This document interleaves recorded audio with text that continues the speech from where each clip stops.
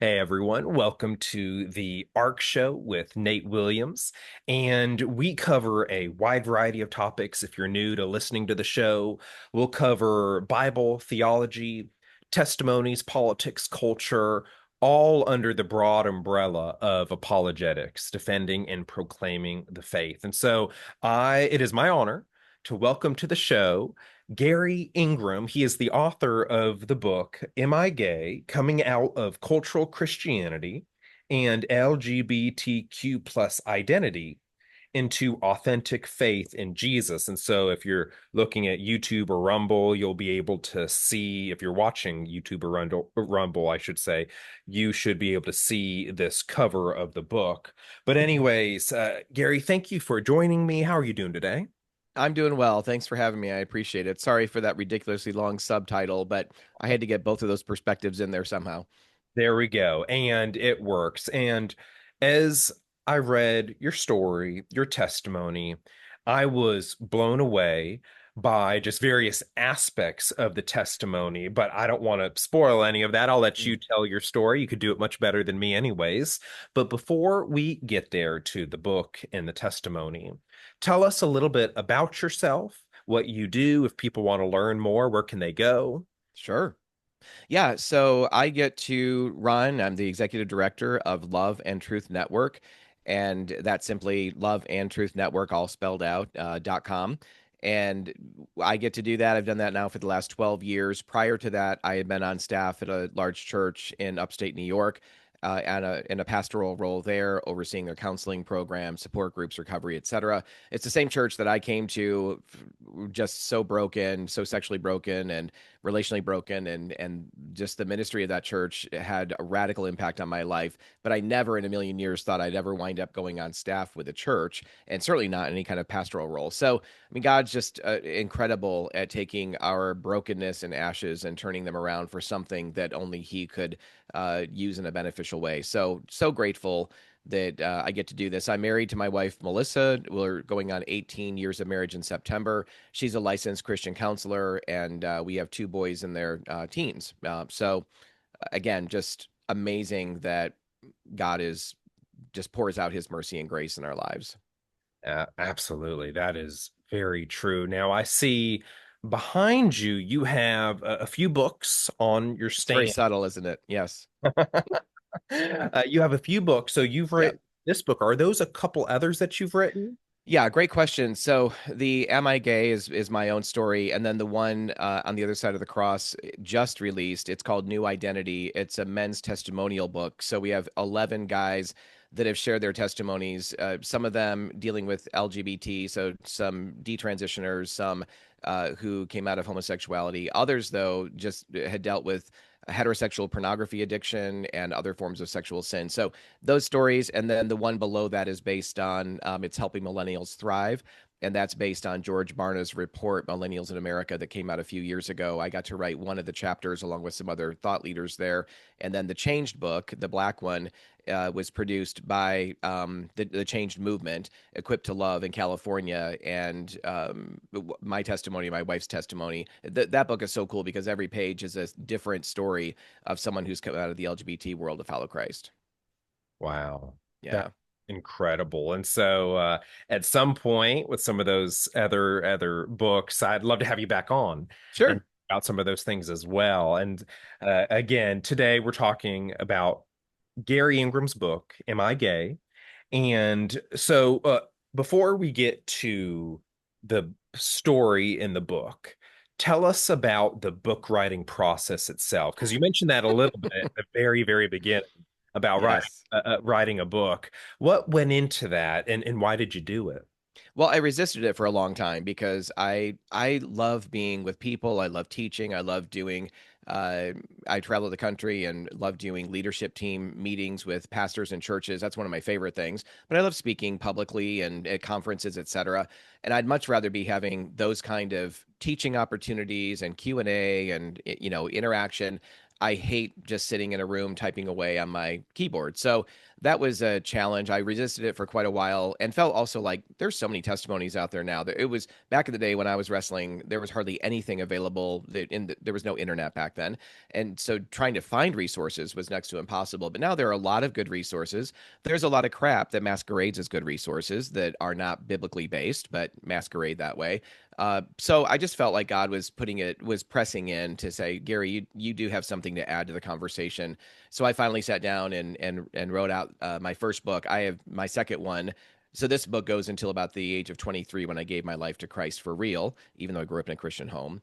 And the second book is picking up from there, and it'll be up to today's information. Wow. One day, Lord willing, I'd love to write a book, but you're right. It's tough when you're in Yes. various pastoral roles and you're very interrelational, like you said, to sit down and type it out. So I'm impressed, and maybe one day I'll get to that as well. But okay, we'll begin with your story. And I know depending on your audience, I know depending on your venue, uh, I'll allow you to go into whatever length and detail you feel you would like.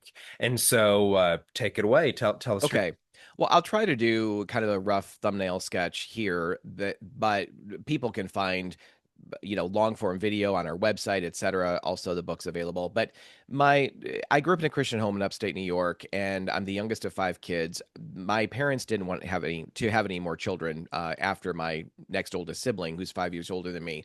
And at the age of 42, which back then was kind of getting up there, my mom found out she was pregnant, and neither of them were happy about it. There were tears, but not tears of joy.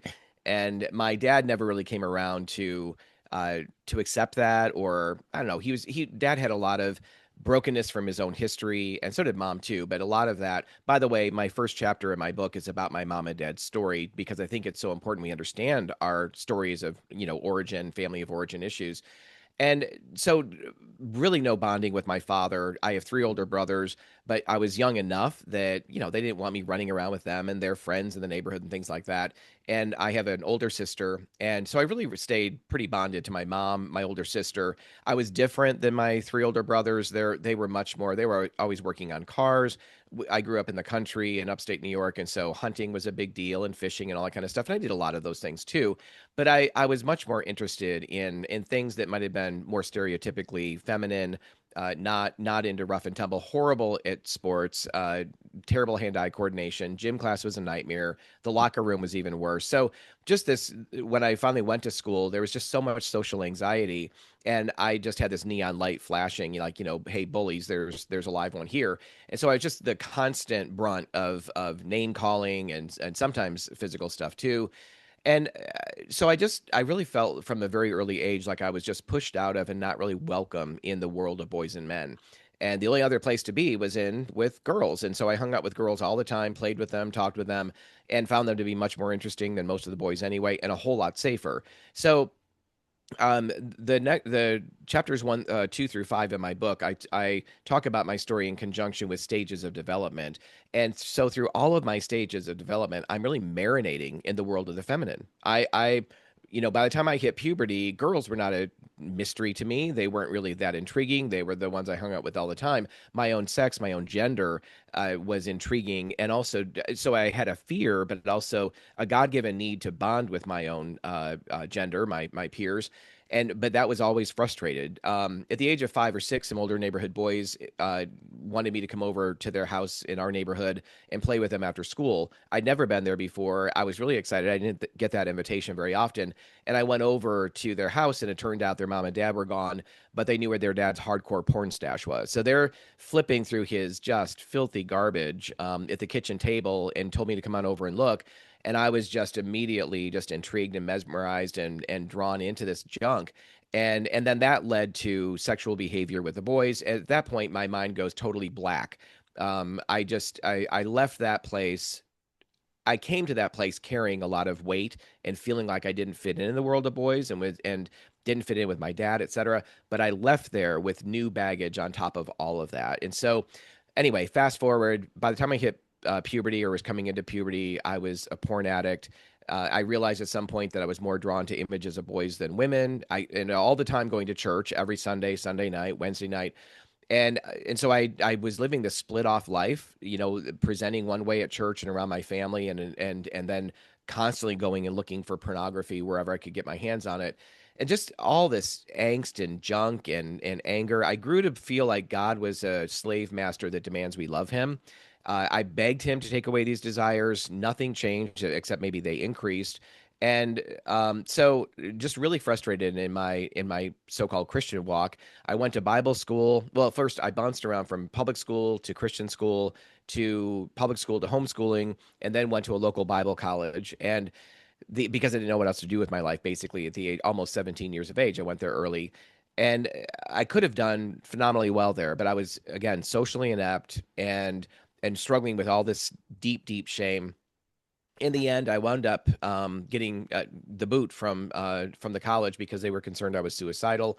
At the age of 19, I left, and I really felt like, God, I hate you and I hate your church, and I Mm. want nothing to do with any of this anymore because there's just no answers for me. I don't know what to do with these feelings, and so it wasn't that many months later that somebody made an offhanded comment about a gay bar that was a town very close to where I lived, and I was like a moth to the flame. I just began to pursue, look around, walk. I'd never been in a bar in my life, let alone a gay bar.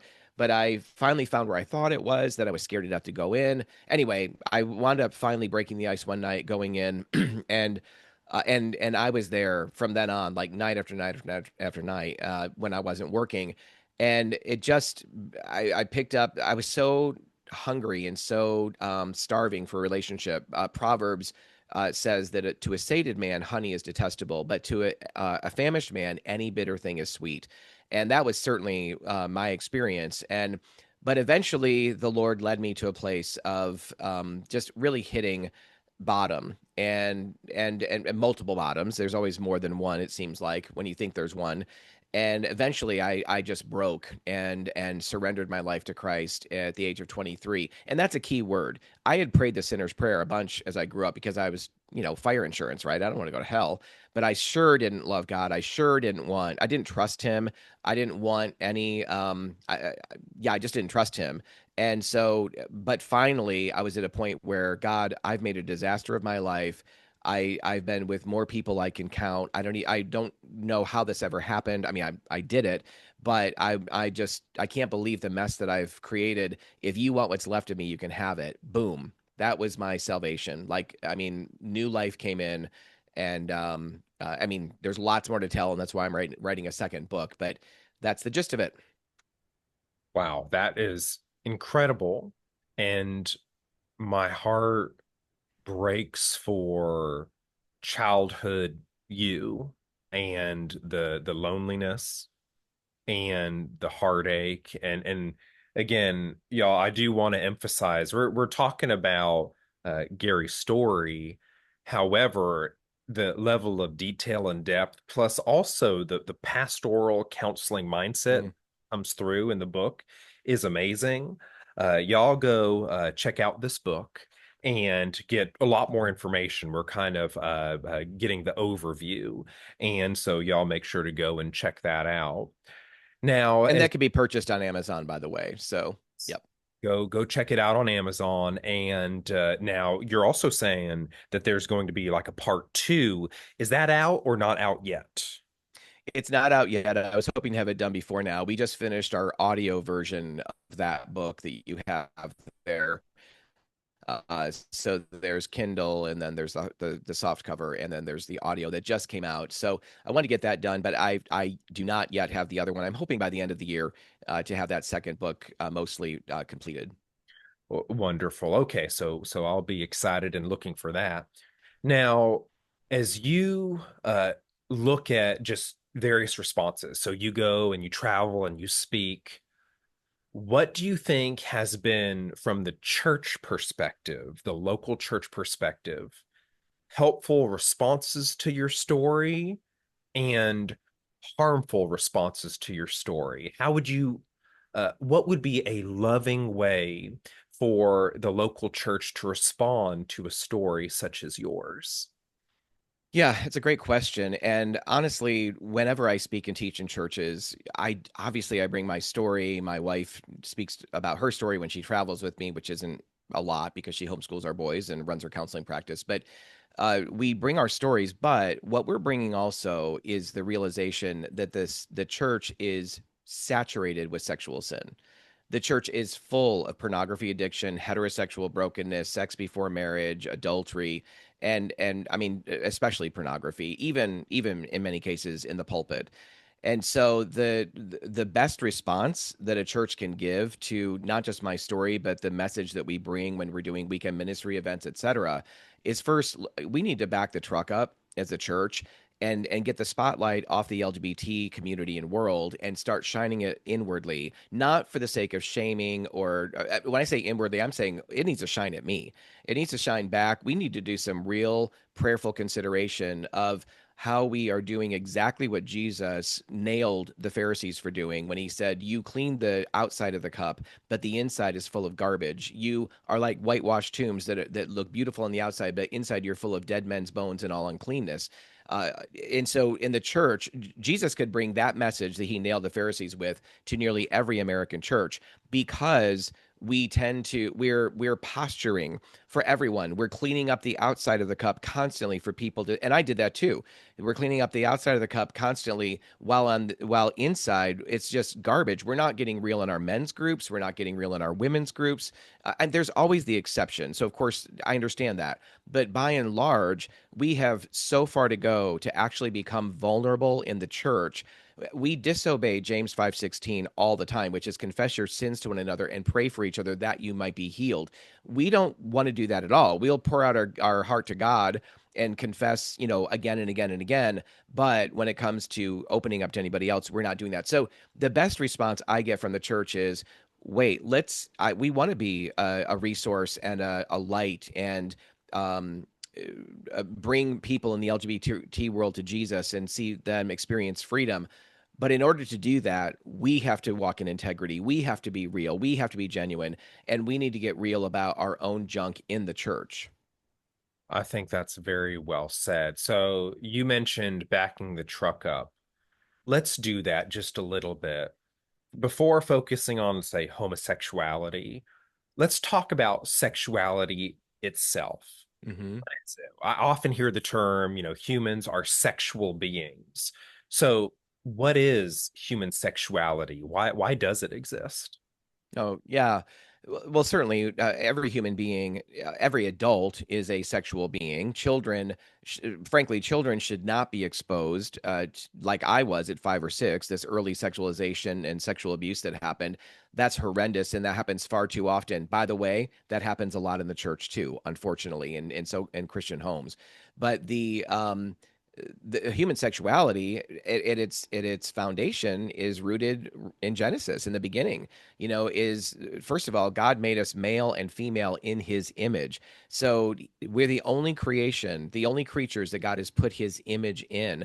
And so there's a responsibility with that, as well as an honor.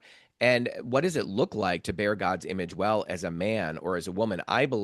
We believe that there's different ways that we are meant to bear the image of God, but of equal value. And we've been kind of at war from the fall in chapter 3 of Genesis onward of this war of the sexes, male against female and vice versa. And we just have not learned how to live both in harmony, but also in a way that we bless the good of the image of God in the other. And of course, as fallen beings, it's tainted. It doesn't look perfect. It doesn't. We don't live that out perfectly. But we believe as Christians, as ones who have given our lives to Christ, it's so much more than just one day going to heaven and not going to hell. What he's done for us in this life is he's broken the power of sin so that we can actually tap back into his original design. And of course, we still have a flesh to contend with. We still fail, but the power of sin, the patterns of sin can be broken in our lives, and we really can live in victory. And so this human sexuality was designed by God. It's how we procreate. It's how we can be open to life happening through this union of male and female in covenant relationship. In that covenant relationship, it is a good and beautiful and wholesome thing. Anything outside of that covenantal relationship where we are experiencing sex with someone else, or with ourselves through pornography or whatever, that's sin. And it's destructive. It leads to death. It's a counterfeit. I oftentimes say, and I'll stop after this, but I'm going long-winded here. I oftentimes say that nothing mimics legitimate intimacy that God created us for better than sexual immorality. Now, I said nothing counterfeits it. What we need is the legitimate. We need legitimate intimacy, affection, love, and care from the opposite sex, yes, but we need it even within our own as a band of brothers, band of sisters. We need it there too. But when we don't have that, when we don't grow up with that, it's so easy to get caught up in pornography, sexual sin, masturbation, whatever, as a means of escaping and coping with life in a way that God never intended us to, and it's easy to get hooked on that. Again, well said. How Satan on our flesh, how sin perverts and twists what That's right. meant to be good and holy and life-giving and joyful.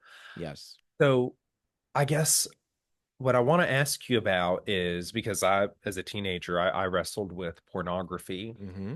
and I would feel a lot of guilt and shame. And so, speak to the Mm. teens out there, the students out there, that whether heterosexual, homosexual, they don't know if they like their body.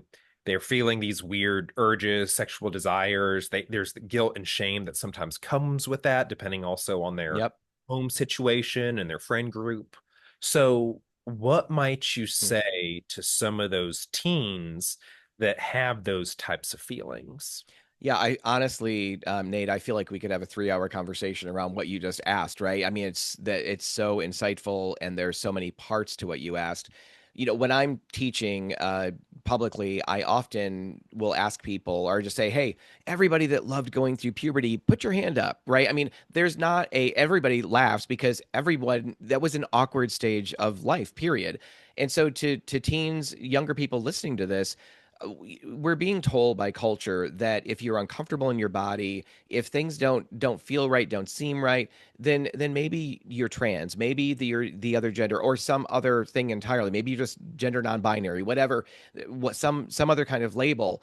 And what's tragic about that is that everybody feels uncomfortable in their bodies as they're shifting from childhood into boyhood, and sorry, from childhood into adulthood.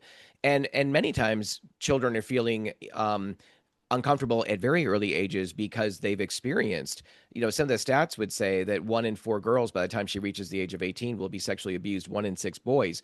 And so whether it's full on sexual abuse or just comments about our own body from by other people and mocking and ridicule that happens amongst, peer groups sometimes, that can just create so much anxiety around what we're feeling. And culture now is holding out a solution that, hey, here's your concrete solution. You're in the wrong body. If you just start making steps to embrace this other thing, then this is going to be your solution. So it's no wonder that a lot of young people are getting caught up in that, I believe.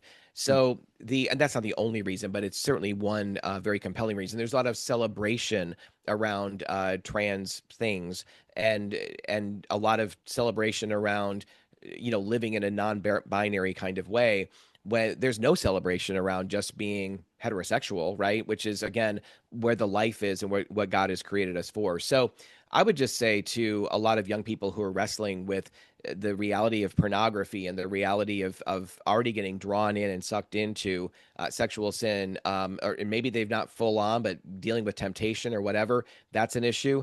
What I find is what was so helpful for me was beginning to recognize that I want to be part of something bigger than myself.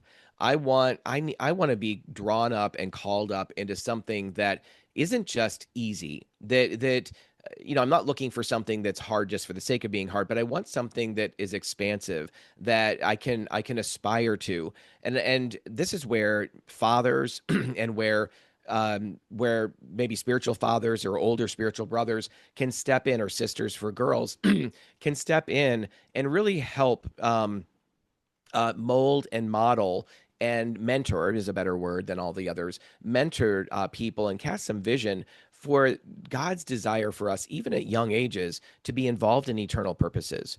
If I can connect my heart to the eternal purposes that God has for me, one of the reasons we get so caught up at early ages and even later in things that are worthless and just kind of feed our addictions and our appetites is because we don't have a sense of being connected to eternal things. And then secondly, this deep need that God gave us to belong.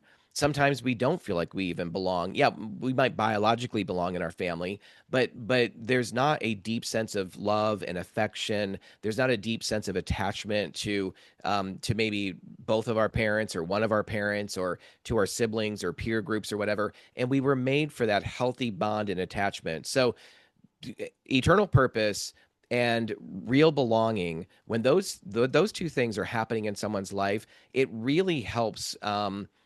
It helps us not get drawn into addictive patterns of sexual immorality or other things for that matter. Mm. See, you're saying a lot of good and true things. I'm like, I need to chew on this and think through Mm, it. It's wonderful. Uh, Now, we talked a little bit about the teens and students. What about parents? So let's say a mom and a dad, they're sitting across from you, and they know their son and daughter is wrestling with these things in general. yeah. They might not know all the details naturally, but what advice or wisdom would you share with them? They want to love well, they want to listen well and Yep. understand well. There's also biblical truth that we want to stand on and not be ashamed of too. So walking that line, grace and truth and love, what might you say to parents going through these things? Yeah, so we have several summits, one all-day summit and then two half-day summits. And one of our half-day summits is our most popular. It's called Parenting to Thrive in a Sex-Saturated and Identity-Confused Culture. It's no wonder that's our most asked for summit. The two ways we approach that is we want to talk with young parents or people that may not even yet be parents, but we want to help teach them and train them on prevention. And when we talk about prevention, we're talking about principles like Proverbs, not necessarily you can do everything right and still something can happen that draws a son or a daughter away. But the more that you're doing right in pouring into them and helping to meet needs and making sure that that you're putting them on the best frame in the best framework and the best ground to grow with God and to embrace their identity and avoid pornography and those kind of things. The prevention is huge. So I love spending a lot of time on that. And unfortunately, we don't get as many people because the felt need is what you just described. The felt need for parents is, oh my gosh, everything's out of control. We just realized that our son is looking at gay porn or whatever the case is, or he's told me or she's told me that she's gay or trans or whatever. And so now it's like all this emotional stuff happens inside of them and they want to find help and support.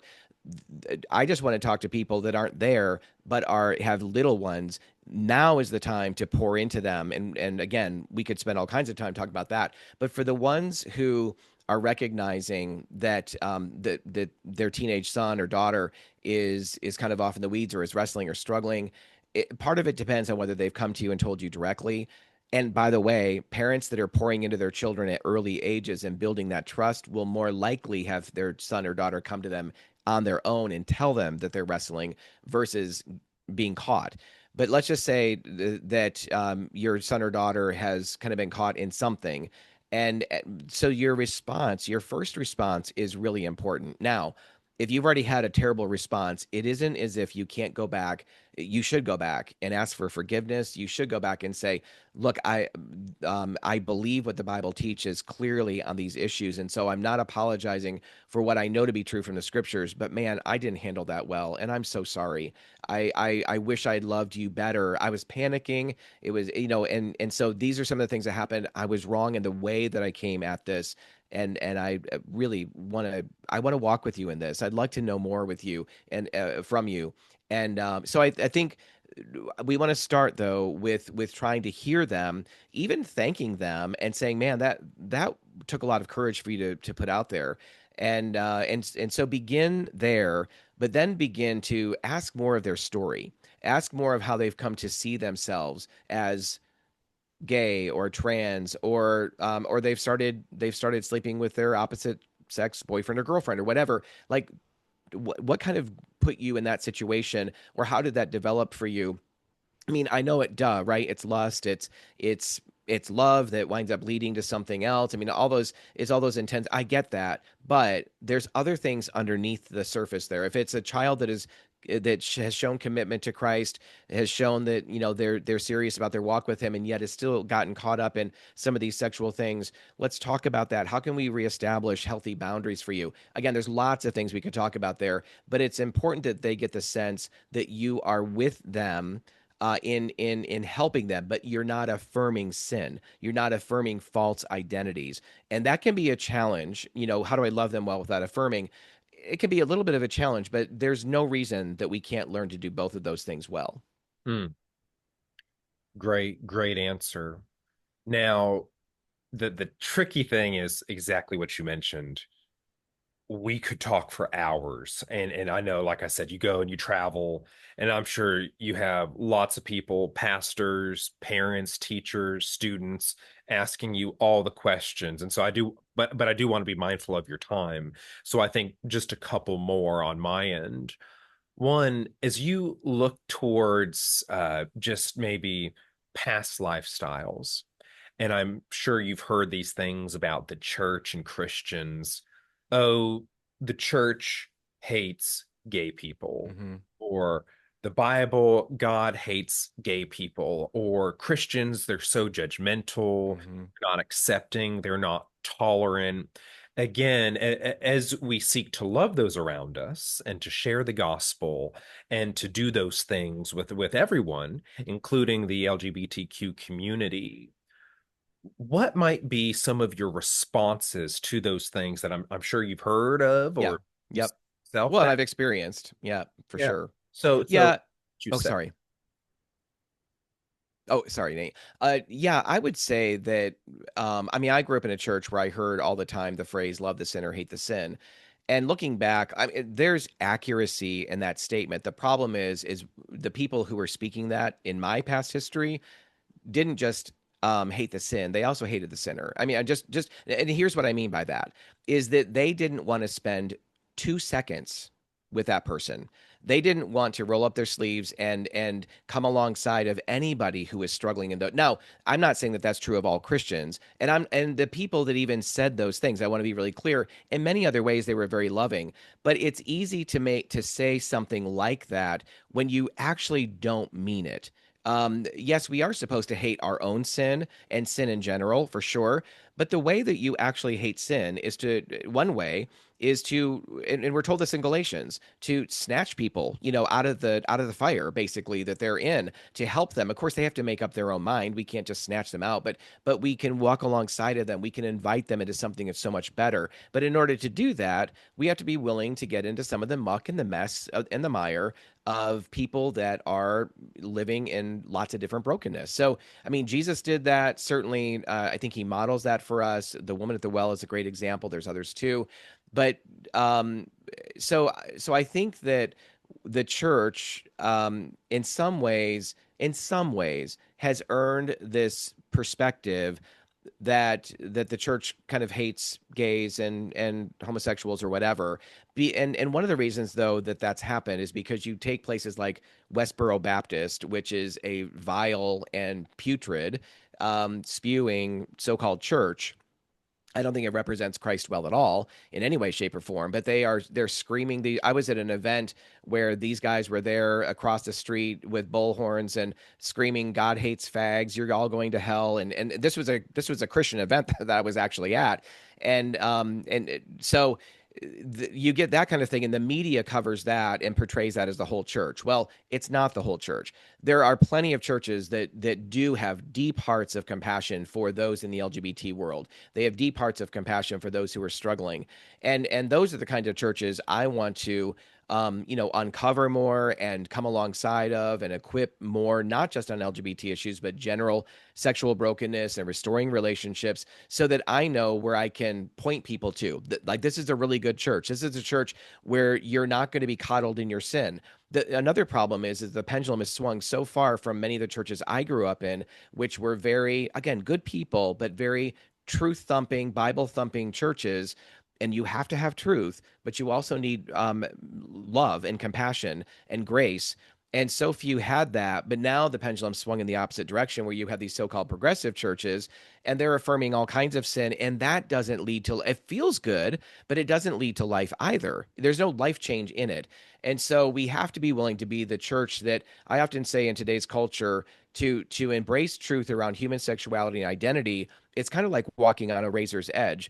And that's the reason we named our ministry Love and Truth Network. Is I believe the Christian response in today's culture is to live within the tension of love and truth without losing either of those. Because if you take truth out of love, it is no longer love. These ridiculous slogans of love your neighbor, that's biblical, but it's being pulled out of the scripture and used to kind of beat us into acquiescing to sin, because somehow that's loving your neighbor, or love is love. Those things are not true. The love chapter of 1 Corinthians 13, verse 6 says, love does not rejoice in unrighteousness, but rejoices with the truth. Anytime that we start rejoicing or thinking we're loving someone better than God can, we are really misaligned with what he's trying to do to bring that person to repentance and to new life. Hmm.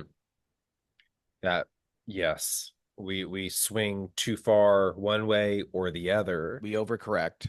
Overcorrect. That is very, very true. Okay, and that could be its own topic as well. But again, well, Yes.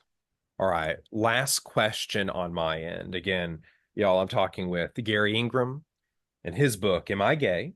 Coming Out of Cultural Christianity and LGBTQ plus identity into authentic faith in Jesus. So, all right, as we wrap up our conversation, let's say someone gets the book, they read the book. What would you like? What would be a successful reading as the author if they came away with this? What would you say?